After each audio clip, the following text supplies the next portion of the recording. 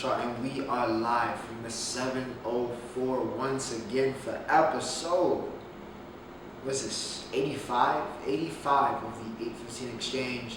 And well, I said last week it was going to be chaos. I said last week, and we're going to start off with this. I'm not going straight into it.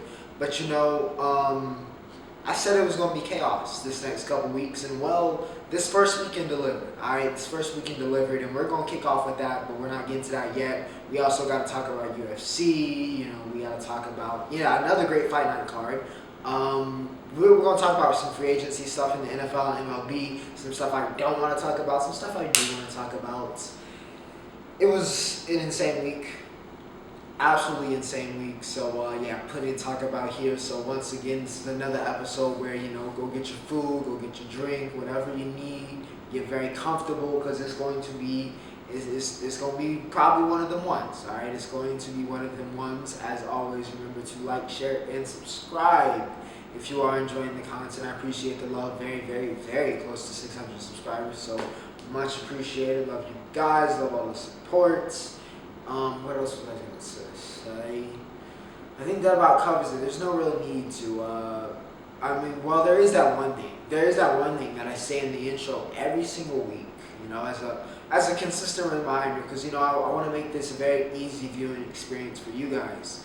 And that is, provided in the timestamps, with the timestamps. So if you really, really are tired of this intro, when you just want to get to the NCAA Tournament, skip ahead.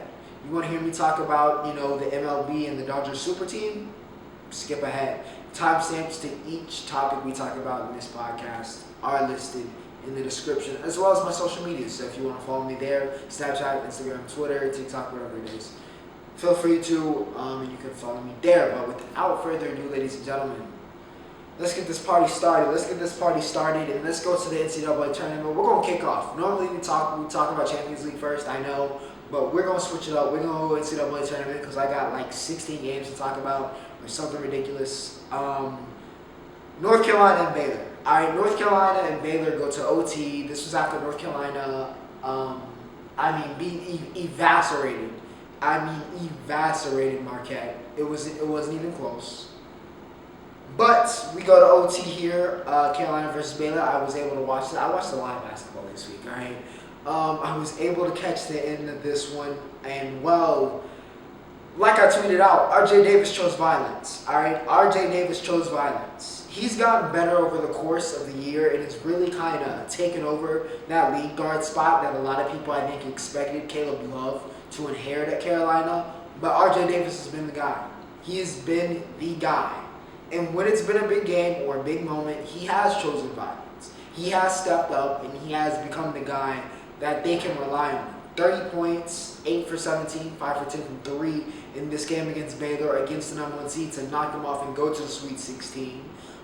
Brady Manick came alive in that second half. He's another guy that's been a consistent force for this Carolina team, as they've really turned the tide since that first Duke game. They've been kind of really a much, much better team. Hubert Davis is doing a much, much better time. Much better job as head coach, right? His adjustments have been much, much better since that Duke game. That seems to have been the catalyst kind of for the turn in this Carolina season. But yeah, Manick had 26. Mondo's going to have a double-double. It's a given, 15 and 16 for the big man. Flagler, he had 27, went 3 for 11 though, and Akingino is just... It's what I told you guys about this Baylor team, right? I've said it many times. I said when these moments come, they don't have a Davion Mitchell. They don't have a Jared Blake. You're probably saying it with me. I've said it so many times. They don't have that guy that is that star, that superstar, that can take over those games and put them, put the game away or help them win those games. I knew that was going to come back to haunt them here in March, and it did. And it did in this game. It's the reason why they're at home right now. Flagler wasn't bad, 27, like I said, 10 for 25 though. Akingino. Now on paper you'll see 24 and 5 and think, okay, Akingino, a lot of people thought he was going to be the guy, so he was the guy. No sir. 6 for 20 and 1 for 7 from 3. Awful efficiency for Akingino. Sokan was probably there. But even still, Sokan, the freshman, Interesting calls he got. He's kind of building a little bit of a reputation, if I say so myself. He had 15, 8, 11. He wasn't bad, but also inefficient. Great defense from Carolina. Big plays made when they needed to happen, and that's why they're advancing to the Sweet 16, and they were able to pull off the upset. Kansas took out Creighton, 79-72. Arthur Kalamu had played the game of his life, put himself on the radar of a lot of, I think, NBA scouts with this one, 24-12 for Kalamu. But Jalen Wilson stepped up big time, 14-14 for him. Oche hasn't had, he's been in a little bit of a rut right now, but Kansas has still found ways to win. I think that's significantly more important, and a big reason is because Remy Martin, who I don't know why he's not starting, even though he's a nice spark on the bench, but really Remy needs to be starting. I think he's proved himself beyond that. He had 27-4 in this game. But yeah, Kansas outlast Creighton, were able to get it done. Michigan, a lot of people question why the Wolverines made the tournament, right? 19-4, well, they're 19-14 now after taking down Tennessee, which was a surprise to me. But yeah, a lot of people question why Michigan made the tournament. This is why. These two games have displayed why Michigan made the tournament despite having 14 losses. It's because they played a very difficult schedule and showed that, hey, they can really play with everybody. Hasn't always gone their way, but they've shown they can play with everybody. You put them here in the tournament, they're causing a little bit of chaos, right? Took out Tennessee. Of course, we had that very emotional moment with the young freshman star, Kennedy Chandler, from Tennessee, him and Juwan Howard. That was a nice moment to see at the end of the game. Kennedy had 19. Wasn't a bad game for him, but yeah, for the rest of the team, just wasn't their finest. Going 11.1% from three is going to be a problem, especially in the modern game. Hunter Dickinson, I told you he was one of the best big men in the country, one of the best players in the country. It's not up for debate. 27-11 for Big Dick. Eli Brooks, 23 points. One of the best games I've seen from Eli Brooks. Those veterans from Michigan stepped up big time, made those plays where they need to be happen. Caleb Houston played very good defense. Wasn't a great offensive day at all for him compared to the first round game where he stepped up, made those big shots, but a better defensive game. And yeah, like I said, Michigan is shown why they made the tournament. It was absolutely justified. Providence and Richmond. I didn't think either one of those two teams were making it to the second round, but they did. Well, I won't say that. I'll say that about Richmond. I didn't expect Richmond to pull the upset. But Providence, I felt wrong picking against Ed Cooley. And I should have relied on my instinct there. Because Ed Cooley has coached his way to a Sweet 16. And yeah, Providence gets it done, 79-51. This one was never close. All right, this was never, ever close. 4 starters in double figures, nearly 5 for Providence. Ed Cooley masterclass. Nothing else really needs to be said about that. Congrats to Providence. UCLA, all right, they played it real tight in that first round game, but against St. Mary's, they came to play. Did not play down to the competition this time.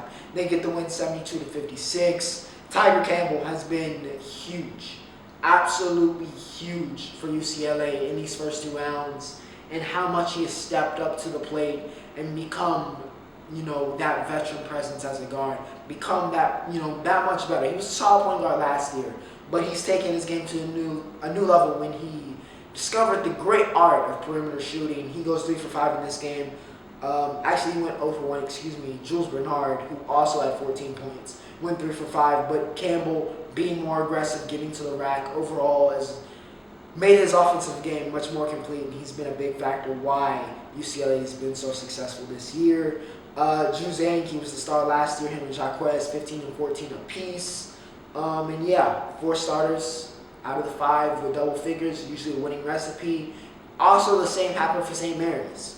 But the problem for St. Mary's, their bench scored 0 points. Cannot have that against a high-level opponent like UCLA. St. Mary's, very good team this year, but UCLA just that much better. The big story, possibly of March Madness so far, has been St. Peter's and Shaheem Holloway. After the big-time upset, the monumental upset, one of the biggest upsets in the history of the tournament against Kentucky in round 1, people still have them as the underdog, justifiably so, against Murray State. However, that also wasn't to be for Murray State, that is. St. Peter's, yes, ladies and gentlemen, a 15 seed for the second consecutive year. Shout out to Oral Roberts. We'll be talking about Kevin Obernar very, very soon. Is headed to the Sweet 16. St. Peter's. If you've seen their facilities, you've seen their budget. This is insane. This is absolutely insane. Shaheem Holloway is about to get some offers, some job offers. They take out Murray State here, 70-60. The way the St. Peter's team, man, has come together here in the tournament has just been a treat to watch. They're the ultimate underdog this year. There's always that underdog, and they're it this year. Eder, the stash, 13 in this game off the bench. Nadefo has been arguably the best player for St. Peter's, though. 17-10 for him in this game against Murray State. Hill had 19, but it wasn't enough. It wasn't enough. Shaheem Holloway, I cannot state how good he's been as a coach, and it's just been a treat. It's been a treat to watch the St. Peter's team. I feel like everybody's rooting for them. Shout out to this year's Cinderella. New Mexico State looking to pull the upset versus Arkansas, but it wasn't to be. Not for a second straight week, for a second straight game. JD Notte came back to life a little bit. All right, he's still in a little bit of a shooting slump. An inefficient 18 points, but still led all scorers with 18 nonetheless. And Arkansas wins what was a very, very ugly game. They look suspect, but they're winning, so can't really argue it. Gonzaga and Memphis, a lot of people had this being a close game. I did too, even though I have Gonzaga winning the championship. There's my, spoiler about my bracket, which is in shambles right now. But I did pick Gonzaga to win it all. And Drew Timme did his absolute best to say, Chris Ocho, you made the right choice. 25-14 for the All-American. Wasn't Chet's finest game. He was in foul trouble, had to deal with that. Of course, a lot was made of that big matchup with Jalen Duren. Holmgren, 9-9, 4 blocks. Duren, 7-7, only 1 block. And also went 3 for 11. Also dealt with some foul trouble. So, honestly, they kind of equaled each other out. But I would say, if I had to give it to somebody, I would say Chet definitely probably had the better game. But like I said, Timme Nembhard, he's going to have to be huge down the stretch here. Andrew Nembhard has to play like the Andrew Nembhard I know he can play like. He has to step up here because Timme, Chet are going to do what they do. But Rossier, Bolton, and Nembhard need to play like they did in this game. Nembhard had 23, Bolton had 17 to go along with, of course, Timme's monster game. And that was huge. That was absolutely huge for the Zags. They outlast Memphis 82-78 and were able to get the job done. Now, moving on to Sunday. Houston takes down Illinois. This Houston team. A lot of people had their doubts losing Marcus Sasser, losing, really their 2 best players. Early in the season, what was going to be left of this Houston team. A lot of people had them on the upset bubble. And it's just been a perfect storm. Kelvin Sampson, another guy, another coach who has showed up big time in the tournament, and enough credit cannot be given to him. There's not enough credit in the world that can be given to the coaching job he's done. Losing the caliber of players he did, and still being able to produce a team this well, he's got to be in Coach of the Year conversations, right? Houston gets to win 68-53 over Illinois. Kofi Cockburn could only carry this Illinois team so far. They just deteriorated. They deteriorated here in the tournament. The guard play was non-existent. I'm looking at this. Trent Frazier, who's been there for 78 years, 2 for 7. Williams, 0 for 1, 0 points. Andrew Plummer, 2 for 10, 2 for 7 from 3. There's nothing. There's nothing from the guards. Curbelo, 0 points. Off the bench, 0 for 4. Melendez pretty much showed up, 4 for 5, 9 points. He got the tech, though, in a weird call. But, it was just awful. It was just awful. Illinois played awful. They deserved to take this out. Besides Houston playing unbelievable defense and getting the job done, and Moore having 21-7. Kyler Edwards also trying to put in with 15. Snead with also with 18.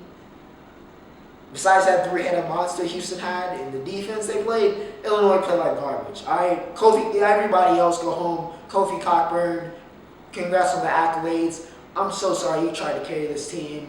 See you in the NBA next year. Villanova takes out Ohio State 71-61. Nova, Colin Gillespie. It's happening. It's happening. It's all coming together for him. He's becoming the guy that we said he was supposed to be. Wasn't his most efficient night, but I felt like besides that cold stretch at the end, he's shown in these first 2 rounds he's that lead guard that can lead a team. And, can he lead them to the promised land? We'll see. But he's proven that he is definitely who we've been calling him to be. He is that guy. He had 20, led all scores for Villanova, that is, in this game. Jalen Samuels, however, was the guy. He was the player of the game for Villanova. 17 and 8 for the big forward.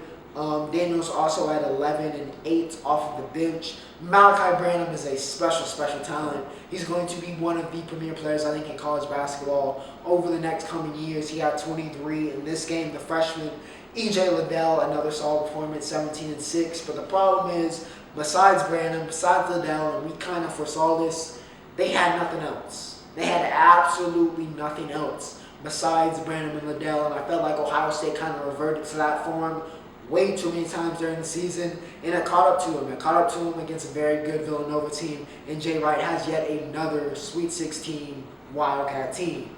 Duke and Michigan State. I'm not going to lie to you. I didn't think we were going to be here. I didn't think I was going to be having this conversation. I thought one of the titles of this episode was going to be, it's Coach K's last, it was Coach K's last game. We lost to Davidson or Michigan State, and that's what it is. This team, I told you so. All right? I thought we were losing first week, and I said it all year. I had lost complete faith in this team. But Paulo, I apologize. I will apologize. Y'all made it past first week. Okay? I am trying so desperately not to get emotionally attached to this team because they have disappointed me at every turn. At every turn, they have taken the opportunity to disappoint me every time I get a glimmer of hope for this team. But after a win like we had against Michigan State, being down 4, and then coming back and finishing as strong as we did, it's hard not to get hopeful. But I'm still not going to get hopeful, and I'm going to fully expect that this is just another Sweet 16 exit. We play Texas Tech, spoiler alert. They're arguably the best defensive team in the country right now. I would not expect us to win that game. I would not. And this is not reverse psychology. It's just how it is. But I'm proud of the boys. They made it past, exceeded my expectations. 5 guys in double figures. Paulo played one of his most complete games, 19 and 7. Wendell finally got out of his rut. He had 15. Roach had 15. If we play like this, once again, like I said, we can beat anybody. But the problem is, can we play like this on a consistent level? I do not know, but I'm going to enjoy it while it lasts. Coach K's career extended by another game, but we'll see what happens in the Sweet 16. Michigan State, played very, very well. Played very, very well, 50% from 3, but it just wasn't enough. Like I said, when we are playing the way up to our potential, I don't know if anybody can beat Duke. However, we don't always do that, and that's where we get beat. But congrats to Izzo. His story rivalry with Coach K is done. But very, very close game, but Duke gets it done. Now, the Big Ten had a rough week. Okay, not as rough as Mountain West, who went 0 for 4 in the first round. But the Big Ten had a rough week after I lauded the praises. Everybody really lauded the praises. Toughest conference in the country this year, allegedly. One of the most suspect of their top seeds was Wisconsin. And Iowa State exposed them, all right? Exposed them and sent them home, all right? Iowa State gets the win 54-49. They are the Iowa team that makes it out. Not Keegan Murray in Iowa. They took the L already. It's the Cyclones. The Cyclones make it through. They take down Wisconsin, and you can't shoot much worse than Wisconsin did. I'm going to be honest. 29.8 from the field, 9.1 from Bree. It was a nightmare. Johnny Davis, 4 for 16, 0 for 7. He had 17 and 9. And again, he was tremendous this year. First team All-American. I think he was a unanimous first team All-American as well. Big Ten Player of the Year, all these accolades. But in the big moment, Iowa State had the answer for Johnny Davis and really had the answers for this entire Wisconsin team. Chucky Hepburn, unfortunately, had that injury, but it didn't matter. It ultimately did not matter. Wisconsin played one of the worst games they possibly could have played here in the second round, and that was a quick and swift elimination. Gabe, 22 points, 10 and 19 for him. Hunter had his off game after he went ballistic in round 1 to pull the upset. Hunter looked like a freshman again. He had 1 for 10, but like I said, Kalisher stepped up, 22 and 4, 10 for 19 from the field. Wasn't even Iowa State's best, prettiest game, but they were able to get it done. Defense wins championships and won them that game. Notre Dame and Texas Tech. Texas Tech, like I said, as you know, are facing Duke, so that must mean they won, and they did. Notre Dame, salute. Alabama, garbage, absolute garbage. And I should have picked Notre Dame. If Rutgers would have won, I would have picked them, but I thought they were better. I should have picked Notre Dame. But anyways, Texas Tech gets to win over Notre Dame. Kevin Obenar, I said we were going to talk about him. 15 and 15. Listen, I don't know how Max is doing, but Kev is up good. Shout out to Oral Roberts, the Cinderella team from last year. No longer a Cinderella for Obenar, though. All right, he is no longer a Cinderella. 15 and 15 for him. He was huge. Bryson Williams had 14. McCullough had 14. Texas Tech played stifling defense. All right, they played stifling defense. Held Notre Dame under 40%, both for three-point percentage and field goal percentage. Blake Wesley looked like a freshman. 11 points, 3 for 14 for him. Goodwin had 14. They really should have stuck with him down the stretch. May have had a different outcome, but Texas Tech defense prevails. They get the win. They move to the Sweet 16 to face Duke. Miami, the ACC, we slandered them. Well, I didn't slander them as much. I said it was a down year, which it was. But it wasn't that much of a down year because the ACC, listen, I know y'all thought we were dead. I know y'all thought it was finished. It ain't that dead, all right? Relax, all right? Miami gets it done and upsets Auburn, 79-61. Isaiah Long has stolen the show for the U in these first 2 rounds. 21 points and 6 boards for Long. He's been really the guy for them all year. McGusty also chipped in with 20 and 6. Charlie Moore, 15, 9, and 8. Charlie Moore was on triple-double watch.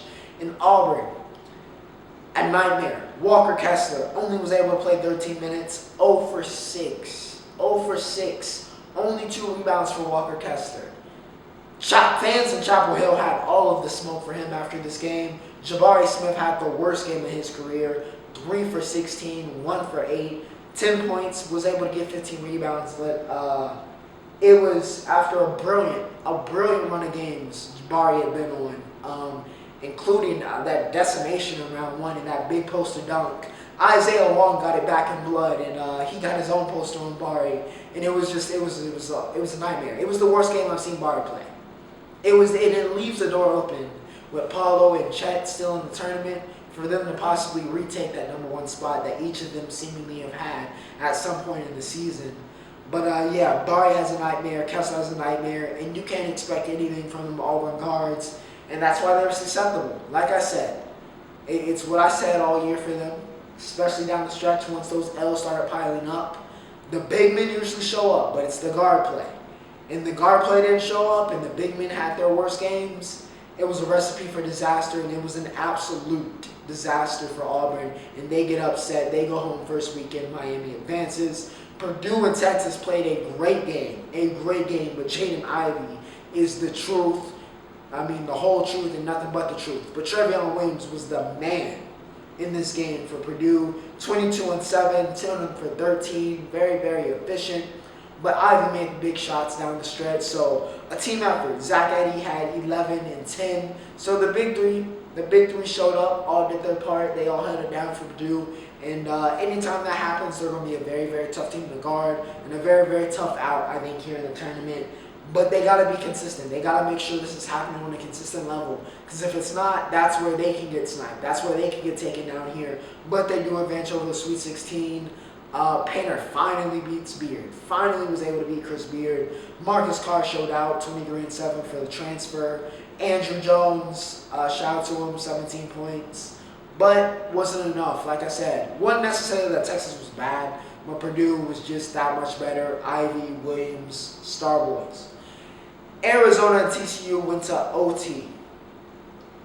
I mean, listen. If Arizona didn't win this game, Dalen Terry's head would have been on the stake. Because I don't know why you don't just lay that up very, very slothfully and try to make that instead of trying to, get the dunk in. Make sure you get the points in. It was an open lane, fast break. Just get the points, right? Get the points, get out of there. It's about winning. Don't need the style points, but nonetheless, they were able to pull it out, and that was pretty much, the big two, the dynamic duo. All right, Shaq and Kobe for Arizona right now. Benny Buckets, Benedict Mathurin. We talked about him last week. He skyrocketed up draft boards. 30 points for Benny in this game, even though he went 3 for 11 from 3. A 30 ball, 30 and 8 really, 8 for 19 from the field.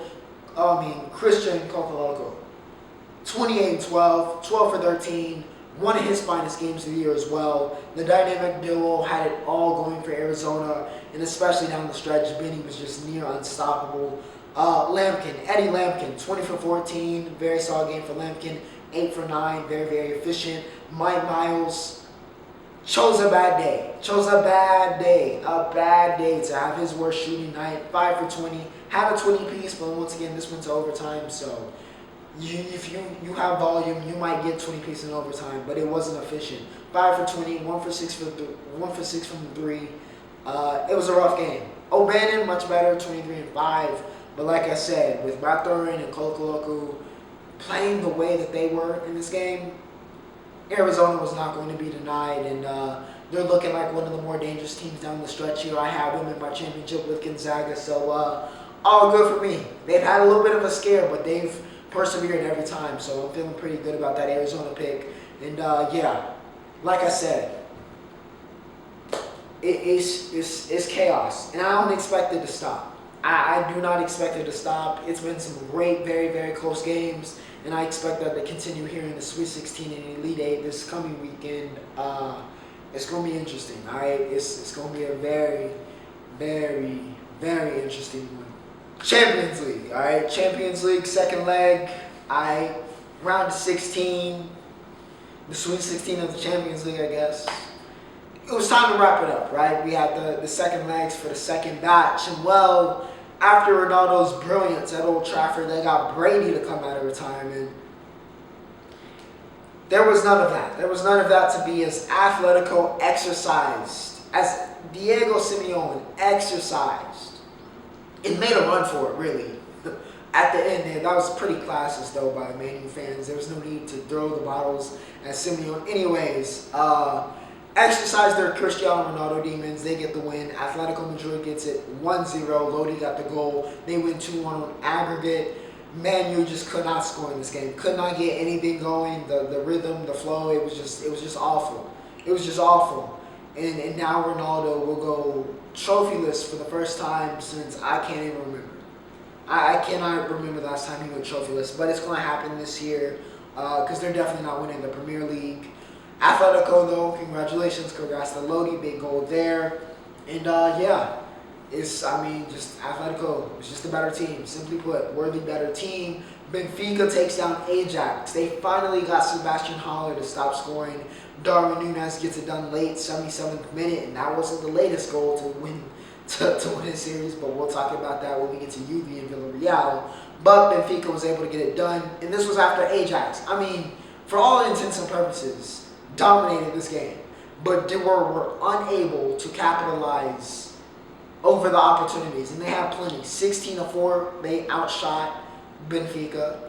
Possession was 69-31. They had control, but were not able to take advantage of the opportunities. Benfica was able to, and that's where they're advancing 2-1 on aggregate. Chelsea and Lille.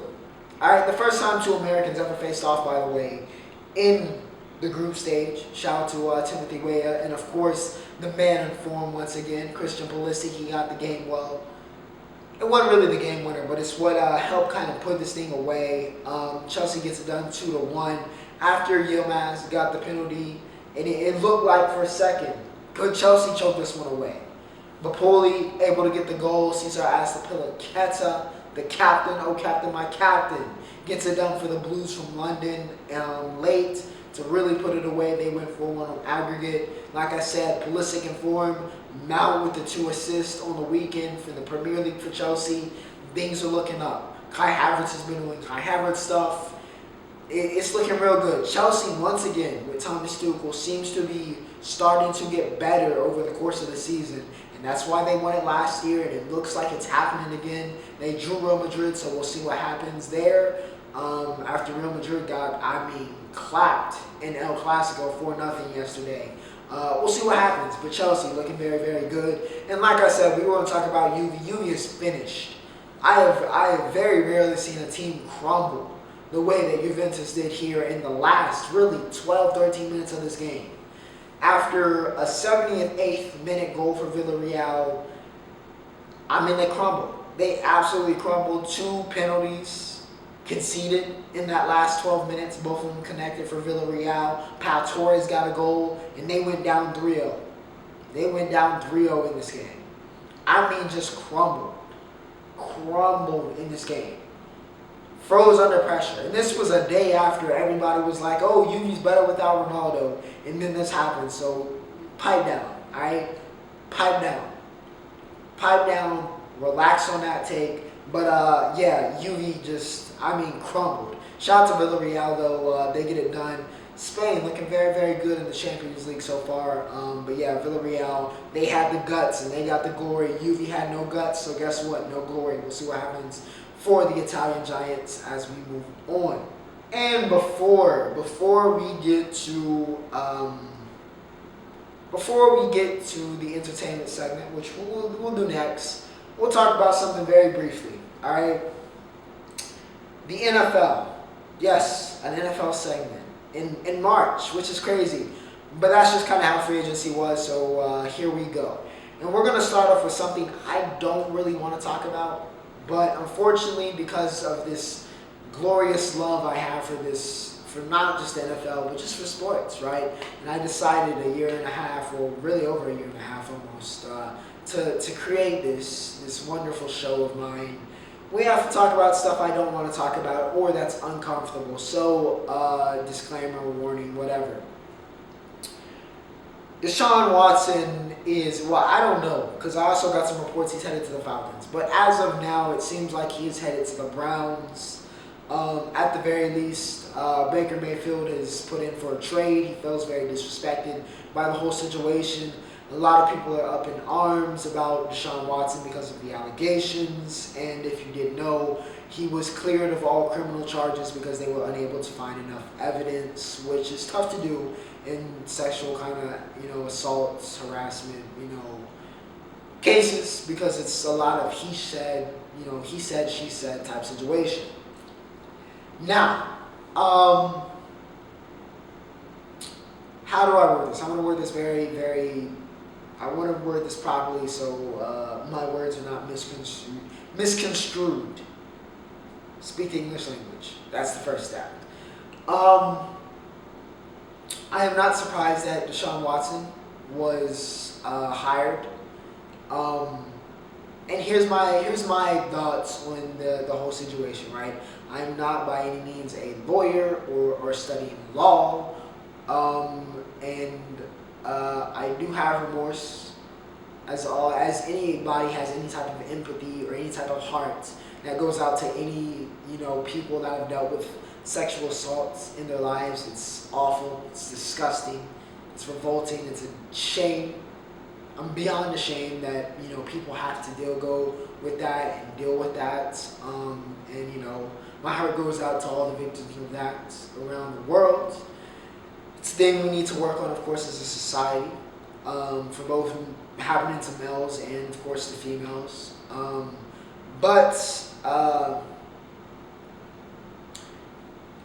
in this particular situation, I am not going to declare allegiance to a side right now. I'm not going to, because that wouldn't be fair to either party without knowing the facts.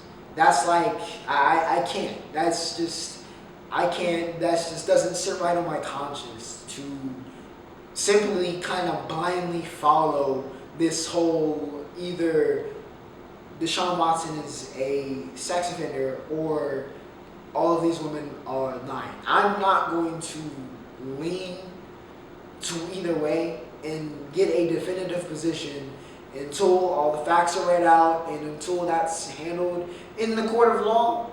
Then we will make our stance and we will make our judgments. But until then, I am not going to. So as of now, I guess it's, innocent until proven guilty. I'm not saying with that, I'm not saying that they are lying. I am not saying that Deshaun Watson is off scot-free and that he did not do these things that he is being alleged to have done. But I cannot simply just blindly kind of be like, all right, he did it. All right. So as of now, this is ongoing. He has allegations. It's fine. Sure. I don't know why it's a big surprise, by the way. Because if y'all knew this was going to happen, you knew he was going to be hired. So that shouldn't really be a surprise to really anybody that he's going to be hired, that he's going to be playing football. So let's get that out of the way first off. So I wasn't really surprised from that. That wasn't anything that took me aback, right? I don't think it's some super scummy move. I think it's a football move that GMs are going to do. They're going to believe Deshaun and what he says. We'll see if it's correct. And then, once again, when we see if it's correct, we'll make our judgments then. And I will make my judgments then. But for now, I mean, it's a move that I expected. I'm not really surprised. All power due to Deshaun. Congrats. He gets to play football again. I would much love that he's not a piece of shit. I would much love to find out at the end of this that Deshaun Watson, who prior to this had seemed like a very stand-up guy, done a lot for Clemson, done a lot for the community in Houston, would love to hear that he is not a piece of, but I do not know. I do not know, so I will withhold judgment. We'll see what happens there. But like I said, I don't really think it really shouldn't be too surprising. I know a lot of people are up in arms, which I understand. But once again, that's not really going to change anything. That's not going to make them not pick him up and hire him. If he gets charged, then maybe. But until that happens, he's going to be hired. That really shouldn't be a surprise. What was a surprise, however, was Devontae Adams getting traded to the Raiders. I didn't see that coming. I guess Aaron Rodgers did because he's still signed anyway, knowing this was a possibility. But that Raiders team gets even more dangerous. The AFC is going to be a bloodbath. Devontae and Derek Carr reunited, the Friends of State boys. But yeah, who is Rodgers throwing to? Is Jordan Love being converted to a receiver? I'm confused. I'm getting y'all have to draft somebody now. But I don't know what the Packers are doing. They traded possibly the best receiver in the league. It is what it is. We'll see what happens there. With that said, ladies and gentlemen, we have now entered the entertainment specter. And nothing really crazy with music. I guess technically it dropped on Friday, so we'll include it here. Of course, I've already done a reaction to Maniac, which was instant classic. But SKZ dropped ODDinary. I'll give it like an 8.6, 8.7. I'll give it like an 8.6, 8. I'm feeling an 8.7 for ODDinary. It was a very, very solid, very good mini album. Maniac, which was the title track, definitely the standout, of course. So like you can hear all my thoughts about that. Charmer was nuts. Those two, that first, I mean, that's one of the better 3-song runs. From the intro to Maniac to Charmer is one of the better 3-song runs I think you'll get from any release this year. But yeah, Maniac and Charmer definitely my standouts. But like I said, go watch the reaction video. Posted it already. I think it's the last video I posted as well. If you want to hear my thoughts about the album, but like I said, I'll give the mini album an 8.7. I know Red Velvet dropped today, so probably do a reaction for that tomorrow if I'm free. But of course, we're busy on Mondays. Let's talk about Telly. All right, let's talk about Telly because that's where it's at today in entertainment. Attack on Titan. We got one episode to go. We got one episode to go. But in the penultimate episode, it surely delivered. Mikasa is the GOAT. She is the GOAT.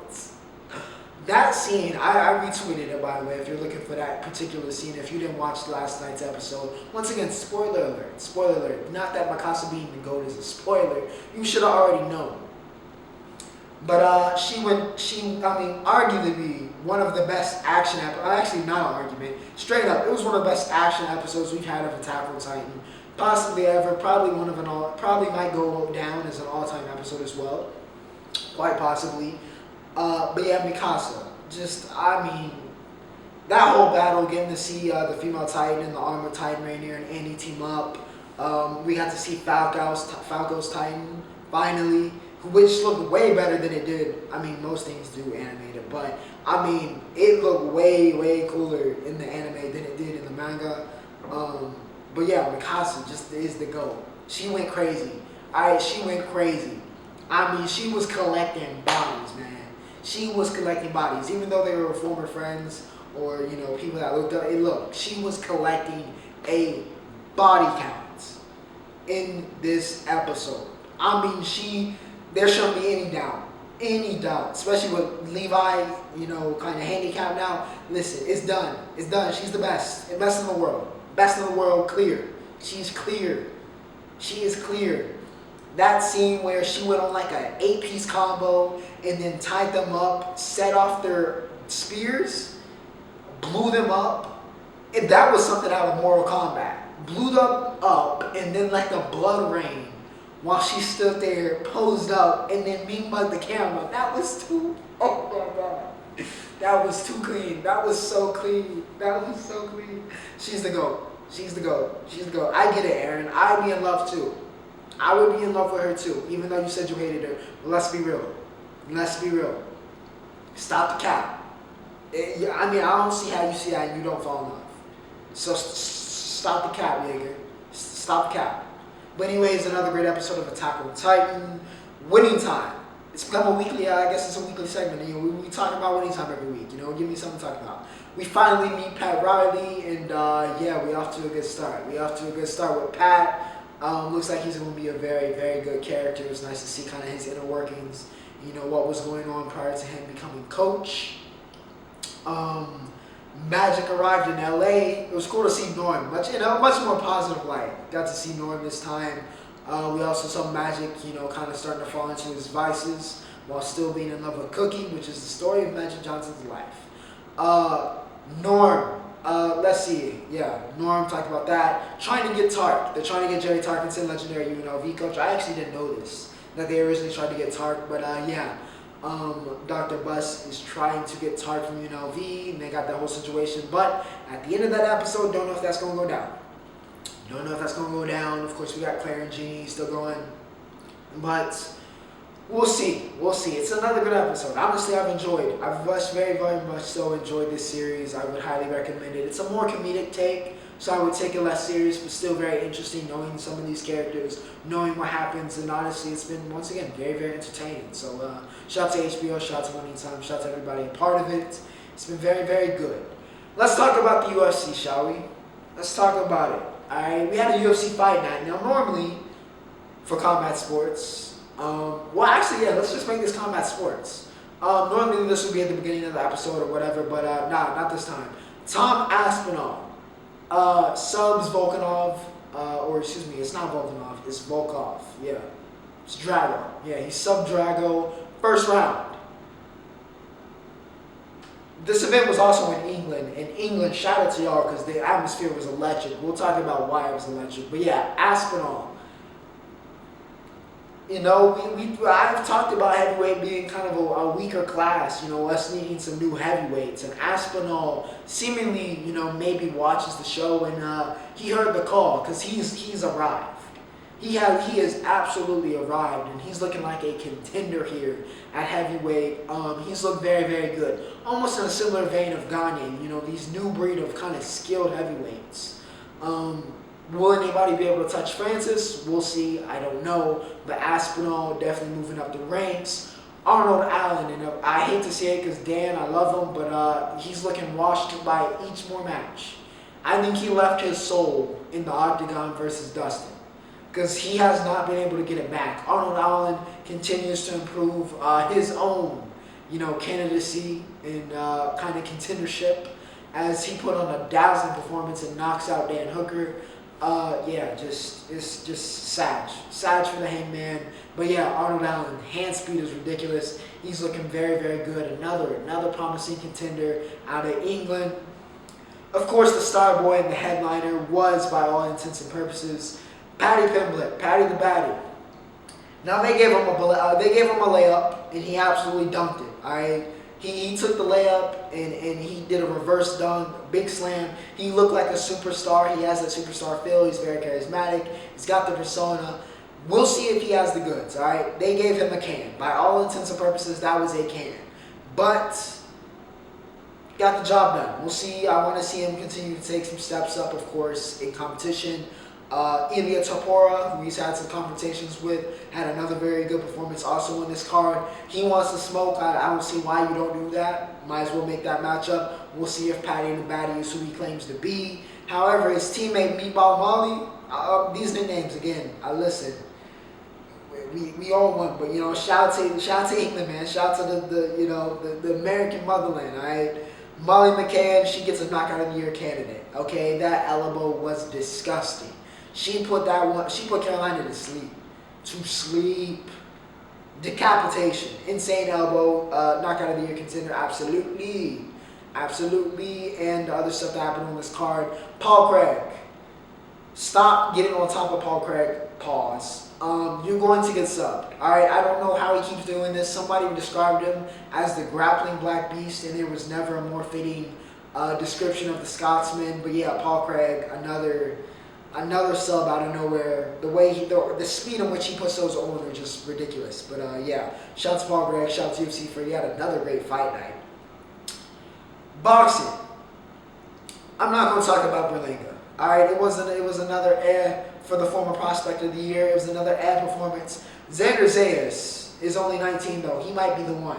And Berlanga still could be the chosen one as he is claimed to be. But we gonna see. But possibly Zayas is gonna be headlining over him next time. But we gotta talk about the world's strongest boxing match. No surprises, of course. Eddie Hall got worked for all intents and purposes by Thor. I don't know what that technique was, but we could tell that Thor put more into it, had much better technique, and he just outboxed Eddie for 6 rounds. No surprises there. Eddie did do the good thing, and he donated his purse to charity. So shout out to Eddie there. But yeah, Thor, shout out to him. He put the effort in. No surprises that he won, and yeah, he wins the world's strongest match. MLB. We're almost there, ladies and gentlemen. It's a longer episode, one of the longest we've had in a while, I'd assume. MLB. The Dodgers cannot keep getting away with this. They can't. They cannot keep getting away with this. Cannot.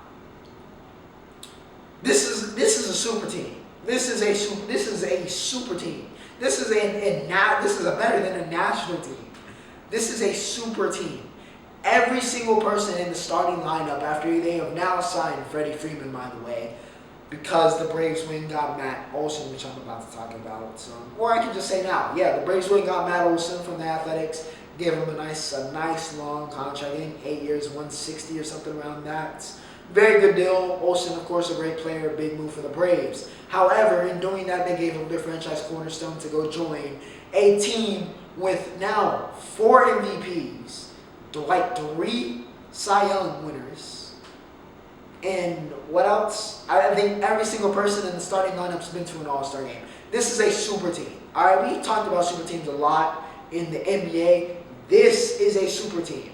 If the MLB was any bigger, was bigger than it is, and was like on the size of the NFL or NBA in terms of popularity, especially with the younger audience, people would be going nuts about this. This is a super team. Freddie Freeman is overkill. Okay? If this was the NBA, that would have been vetoed. Absolute insane display of talent from the Dodgers, but that's what happens when you have limitless pockets. Chris Bryant headed to the Rockies. KB, once again, he sped run his career, college player of the year, minor league player of the year, rookie of the year, MVP, World Series MVP as well, I think, possibly. But yeah, KB, Started off his career as good as you can. Hasn't been really the same since his injuries. But heading to Rockies, heading to Coors. Maybe a change of fortune. Maybe Chris Bryant becomes the old Chris Bryant. We'll see. But the Rockies definitely betting a lot on him.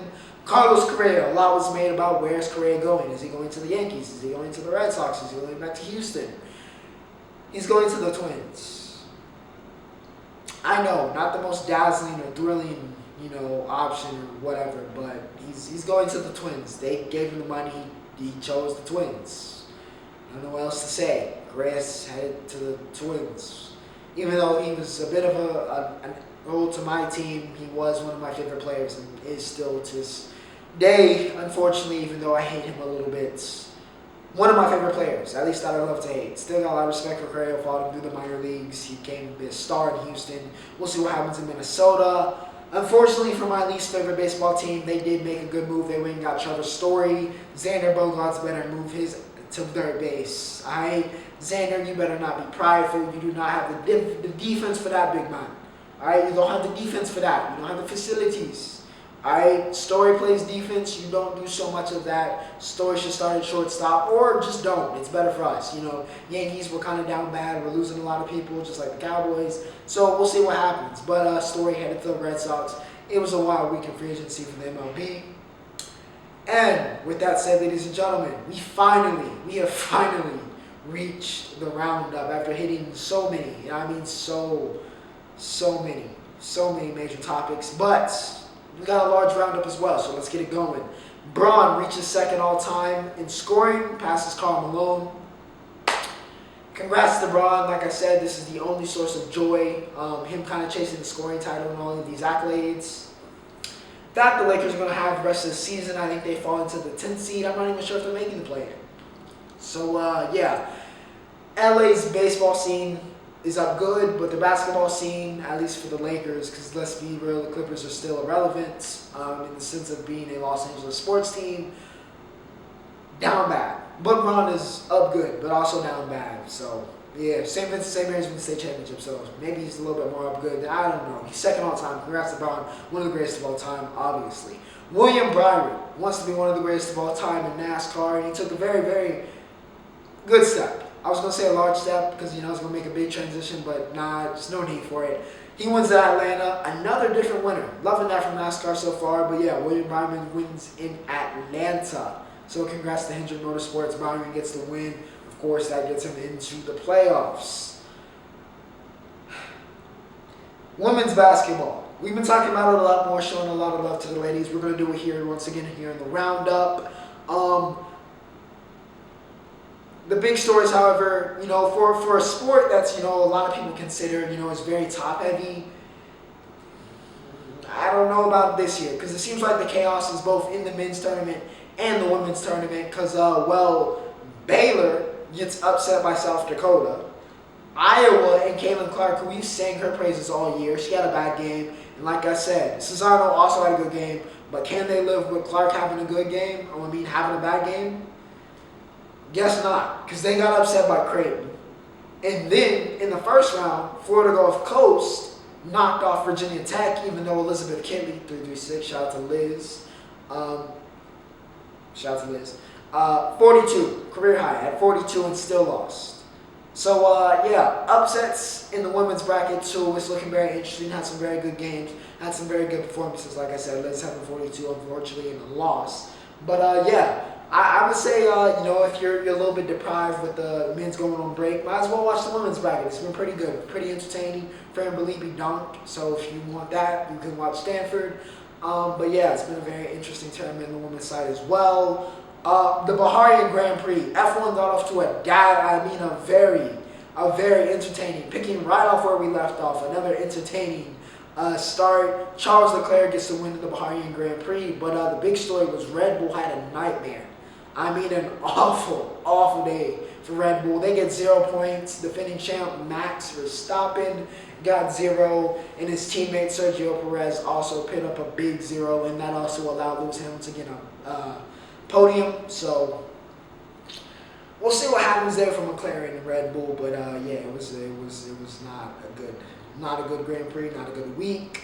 And to end off here, NCAA wrestling. I almost gave it its own segment, but we're just gonna let it end the show. Before, of course, I get to the boy, we're gonna start from the bottom. Nick Suriano gets his second career title, takes out Pat Glory. He's now with Michigan now. Suriano feels like he's been with half the Big Ten, but shout out to Suriano, one of the best 125ers. However, we know who the best 125er in college would have been, and that is Spencer Lee. Hope they get that rematch or get to run it back. RBY is the best 133er. Dayton fixes number 2. It's heartbreak. 3 straight years for Dayton. 3 straight years of heartbreak.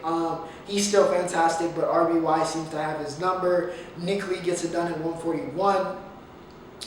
His second title. A lot of people got their second title this year. Shout out to Nick Lee. Penn State also won the team title for those that do not know. And as you will pick up on as I go through this, Yanni is back. And Yanni gets his third title at 149. Dudes, I mean, if Gable wasn't Gable, honestly, I would have him winning the Hodge. Yanni is the goods. I think he's on like a 76 undefeated streak or something ridiculous like that. Ryan Deacon finally able to get the title that he's chased after for so long. Well deserved for the Northwestern Star. He gets the win there. Keegan O'Toole, the freshman, able to get the win, gets the title from Missouri, their only title this year. But O'Toole, like I said, a freshman, he was there last year, but of course, COVID year. He could be another one that kind of emerges as a star here, or he could fade off. We'll see what happens with O'Toole. Carter Starachi and Mekhi Lewis put on a classic at 174. But Starachi, say what you want about the writing time call. You can say how you feel about it. But that was a classic. I look forward to, more Mekhi Lewis and Carter Starachi matchups. They're very, very good against each other. And by all means, he started in look unbeatable. So, shout out to Mekhi, still champion even though he got second. Aaron Brooks, another one that had a little bit of controversy here, but Aaron Brooks gets his second title. He was at 184.